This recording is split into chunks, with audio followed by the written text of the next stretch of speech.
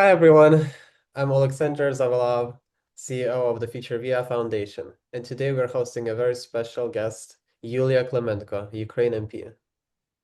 So Yulia, Hello. Hi. Nice to see you. as a Ukraine MP, how can Ukraine best leverage its partnership with the US to secure economic aid for small and medium enterprises, a sector you've been interested in? I hope that we will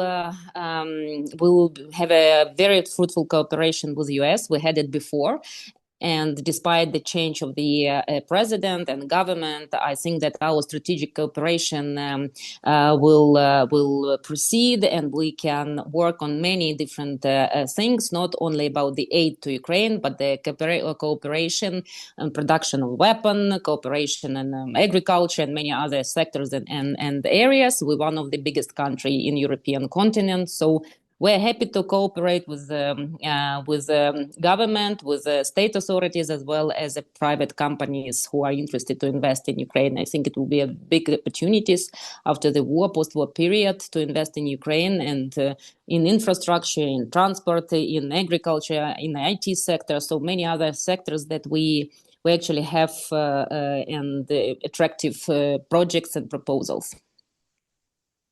And in your view, how effective has US financial assistance been in promoting Ukraine's economic stability during the war? I think as well it was one of the major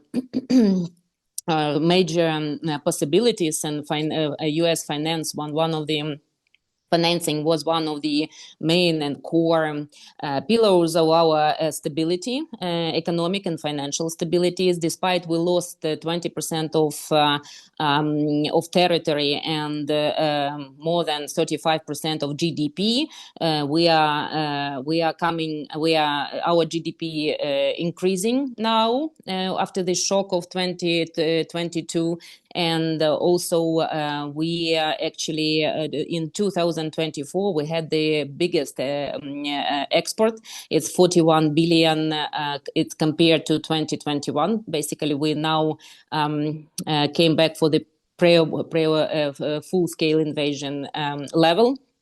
And but without financial aid from US and Europe, it will be very hard to finance both frontline and economy. We need to run the state properly, pay pensions, social payments to support our schools, healthcare system, and many other things in beside the frontline. So we needed money, and we need money, so we're very grateful that we can get this money from US as grants or loans, as well as from European Union. It's one of the biggest so to say help to reach stability in the country, because people in Ukrainians struggling of the everyday missile attacks, drone attacks, and we need to keep people not only safe, but to proceed with education, with healthcare, and many other things that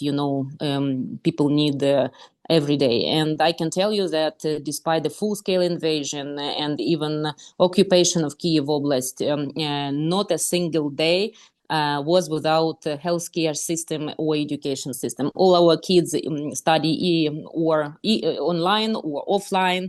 Now we built 173 underground schools. I think we will be the biggest country in the first country in the world with the biggest number of underground schools. And this is full-scale schools which are located under the ground, and the kids can in eastern Ukraine and in southern Ukraine can go to the schools and have an offline education, not only online. But we keep, as I said, we keep running our state, which is very important for people and their moral. That's amazing. And given your background in economic reforms, what policies would you recommend for the US to help modernize Ukraine economy during and after the war? I think we have a very big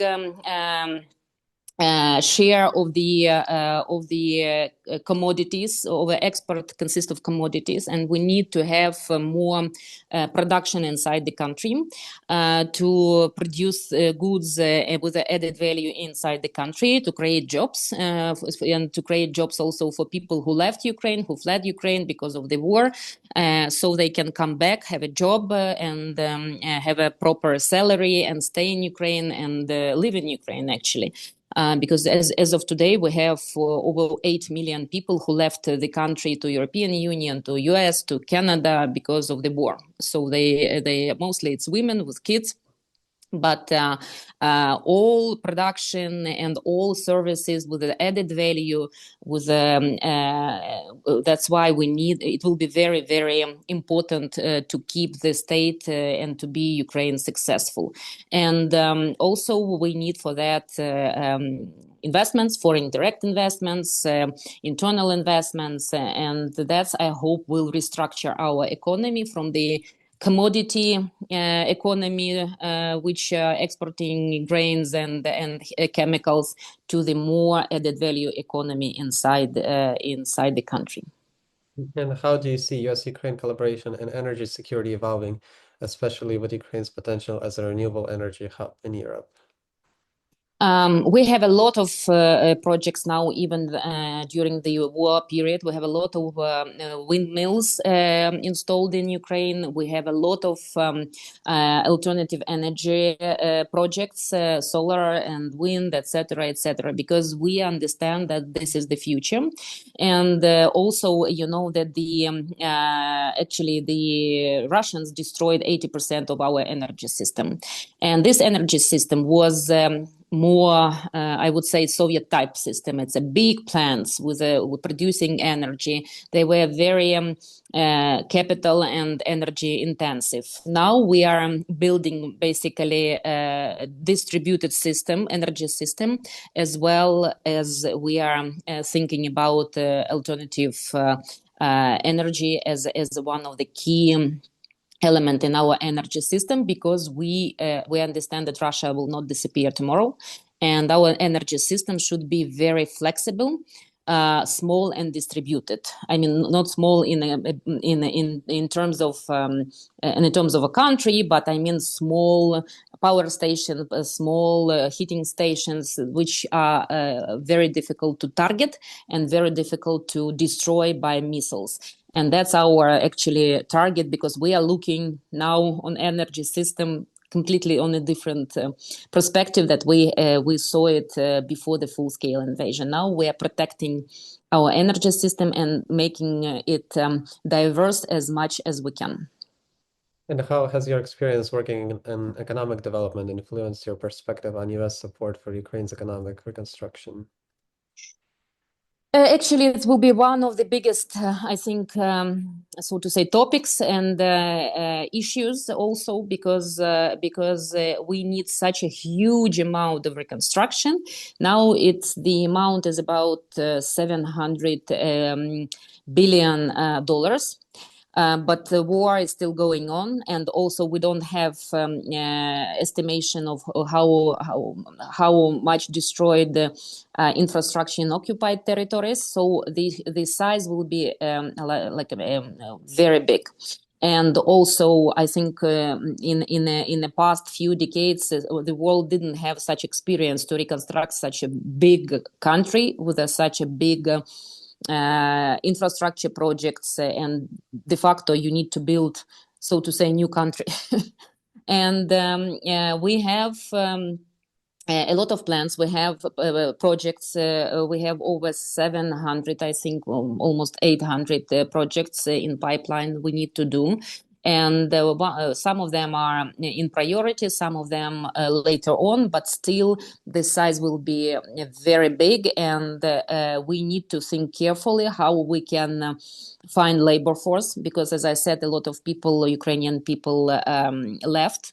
We need to attract them back, as well as private investors who are doing projects much faster and probably more efficient than a state can do it. So that's our our big ambition, and I hope I can be useful in this ambition in next years. But at this point of time, we need to get victory and to have a peace, lasting peace, to start reconstruction, because you cannot do reconstruction under missiles. And how can the US assist Ukraine in becoming an attractive destination for foreign direct investment?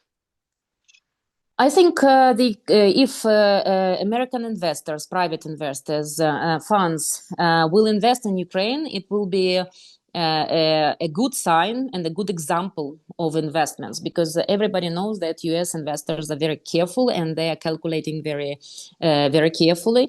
So the examples of the American investments, American guarantees, international companies, global companies coming to Ukraine will be very important to show the world that we are happy to have investors, and we have such a huge ambitious projects that we need a lot of money and a lot of I would say brains to reconstruct our country. And I think it will be very attractive for big investors, because I mean they are looking for big projects, and there are not so many big projects left in the world.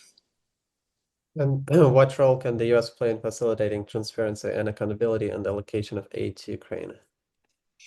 I think the accountability and transparency always important, because it's giving a signal to investors. If you have transparency and accountability, then you can attract investors cheaper and in a bigger size. So that's our ambition, and I think what we can do actually what we are doing now. We're doing audits all the time for the financial aid we're getting from US and the European Union, as well as audit of all weapon and all equipment that we are receiving from the foreign countries. And we have these audits. They are unfortunately classified on weapon, but they are open on other aid. And I think the audit and the procedures in place, which can show all investors that it is safe and transparent to invest in Ukraine, will be the main also attractive point for investors. They will not come if we will not show the transparency. It's obvious. I think it's a rule number one probably in investment market. And how can the Ukraine and the United States deepen their cooperation in the IT sector? Oh, this is interesting questions. We have a lot of Ukrainians in Silicon Valley, and we have a lot of Ukrainians working for the US companies. And so we already contributed, I would say, to the US IT sector. But seriously, I think we have a lot of knowledge now, particularly on drone technologies and artificial intelligence. We actually get a lot of data about the modern technologies and the modern warfare and modern tools that we can. I think it will be very interesting for foreign partners to also to cooperate with us to build these new technologies, because I mean when you are on a battlefield, you are thinking much faster, and you are getting absolutely creative and very unusual, I would say, IT tools, as well as software and hardware, as for example happened with drones. Drones were implemented first time in a battlefield between Ukraine and Russia. So but now it's turning to be one of the main weapon, and not only weapon, tool for the future warfares, as well as logistics, as well as surveillance and many other things. So we have unfortunately or fortunately, we have a lot of experience, a lot of data, and a lot of new IT ideas that we can share with US companies and with the world. I mean, we have, as you know, we have our IT system, which with the passports, all of our passports, driving license, and we are not carrying paper documents anymore. So you can show to policemen your electronic passport or electronic driving license and in your phone, and you don't need to carry all your documents with you.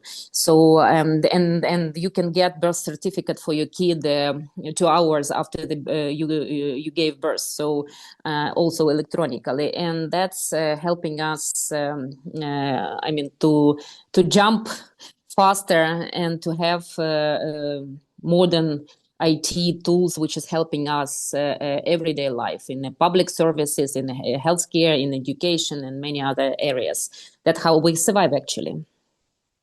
And what steps can Ukraine take to make its case for NATO membership stronger? Oh, it's our wishful thinking. We want to have our membership in NATO. We think that we are actually not we are benefit for NATO because we have 1 million army. It's army trained on a real battlefield, not in training centers. And we have a lot of new technologies. We are now basically 50% of our weapon we are using in Ukraine is NATO weapon. And so we are de facto almost technically integrated into NATO.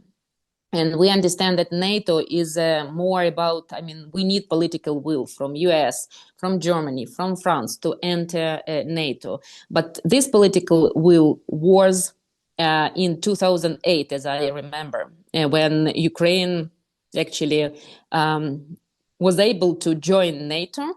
And I remember that Bush actually he was okay. He was with Ukraine in NATO. And I hope this situation will not change now because we can bring a lot of new ideas, technologies, people to NATO to refresh it, and also to be a very good protector and very good safeguard on the eastern flank of NATO, because we are really one of the few armies in the world who has real experience in the battlefield, as well as we have will to do it. Because if you see the European armies, you will understand that it's very small armies. People don't want to fight, and unfortunately, this is creating, how to say it, evil thinking from Putin, who think that he will take Europe like in a week. So Ukraine, I think, will be a good and very reliable partner for NATO to protect Europe from Russia on its eastern borders. And what's your view of Ukraine's role in reshaping the global trade and supply chain landscape post-war? We are one of the 10th biggest agricultural exporter in the world. We are number one in oil, in sunflower oil, and we are number 5 in wheat. So we in grains, and we are actually one of the biggest exporter and producer of the grains, which were mostly delivering into low-income country in Asia and Africa. In this way, we are not only feeding people in Africa and Asia, but we're also making stable geopolitical situation in these regions, because Russia and China, they are using food as a weapon. They weaponize food, and unfortunately, and that's why some people in Africa and Asia, they are struggling of this food weapon, because if you are, for example, will block Ukrainian ports in the Black Sea, then we cannot able to deliver grains to Africa and Asia, and will in some countries, like it was in 2022, it even led to the starvation. So people started starving because they didn't have enough grains, because all logistics and routes were destroyed. But now we actually made our Ukrainian corridor in Black Sea by force, by our army, and we are exporting grains and oil to these countries. And in this way, we are actually providing stability and food security in the world. And what's your assessments of the UN's effectiveness in supporting Ukraine? I think that U.S. And the new government, coming government, will get all information about the current situation and understand that there is no other options how to put Putin to the table to have a peaceful talks or talks on peace, except that they will provide Ukraine with all necessary weapon and finance, so Ukraine could be strong, and the negotiations will be with a strong position. That's actually the slogan that we heard from Mr. Trump during his election campaign. It's peace through strength, from the strong, I would say, from the strengths of Ukraine, US, Europe, etc. So otherwise, I don't see any other possibilities how you can put in order all this Tiran club that we have now in the world. It's Russia, it's China, it's Iran, North Korea. You know that North Koreans actually now fighting against Ukrainian army, and that's I think a very strange and very, I would say, dangerous situation, because they are just testing the war through these battles, and now they can use these knowledges and skills in the war, not only in Ukraine, but also in Asia, against Taiwan, against South Korea, against Japan. And unfortunately, this is a very dangerous signals. I would say that we need to be together to fight against this tyrannic attitude and the forceful, this like the club of tyrants, I would say. And what strategies should Ukraine pursue to attract non-aligned countries such as India and Brazil to support its sovereignty, especially in economic partnerships? I think India is on their way to. They are not supporting us directly because they are trying to keep good relations with Russia. They're actually depending partly on Russia, on weapon maintenance, on weapon deliveries, etc., on oil, on gas, and other resources. But what we can see now that India started to turn more to the Western world and trying to make more diverse relations with many countries.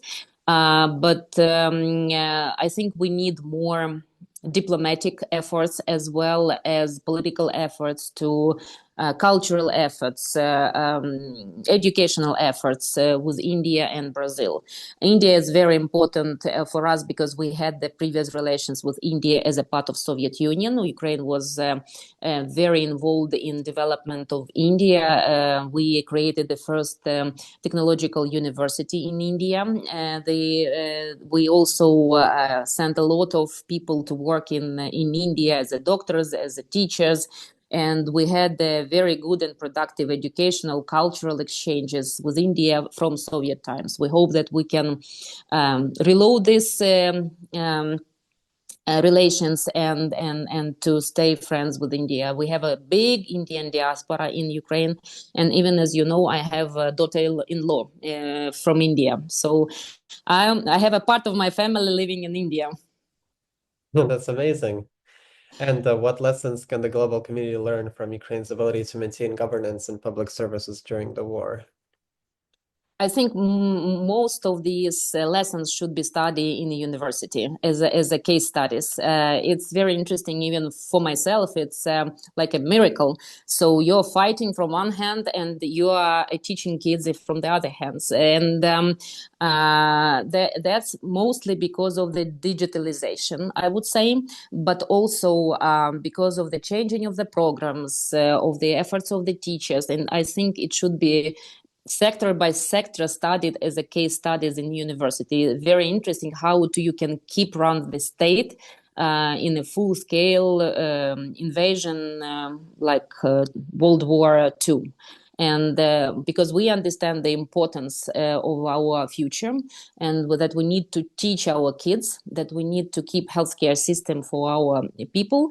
I mean, that's how we can survive and how we can keep our state alive. And it's a very difficult task to do both things, to fight on the front line and to keep and run the state simultaneously. So it's not an easy task, but we can share our experience. And how do you envision Ukraine's working with US and other allies to ensure long-term accountability for Russian war crimes? As you know, we are closely working in groups in International Criminal Court, filing all documents, all crimes, war crimes we have on our territory, and we are sending it to international organizations. And in line with our partners, with France, with the US, and many other countries, we are collecting and gathering and filing all these cases for the future.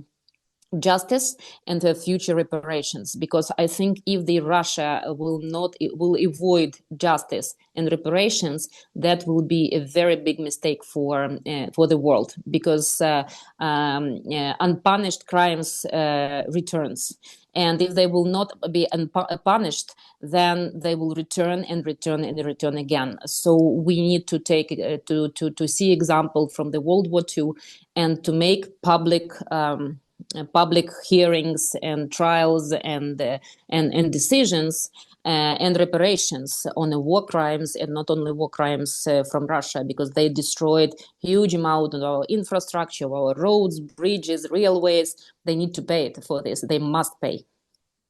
And as we're coming to an end here, what's your message to Ukraine's allies and partners? Be united, as we united inside the country, inside Ukraine, and please be with us. So we are fighting as a country, not only Russia. It's not a local conflict. We are fighting with Russia, with Iran, with North Korea, and with China simultaneously. We need help of international community, and as a world, we need to put an order in the world. And evil is evil, good is good, and it shouldn't be this should be very clear, and we are fighting against evil, and we need help, because only united good can successfully fight against evil. So that's why we are very much asking you to be united and to be with us.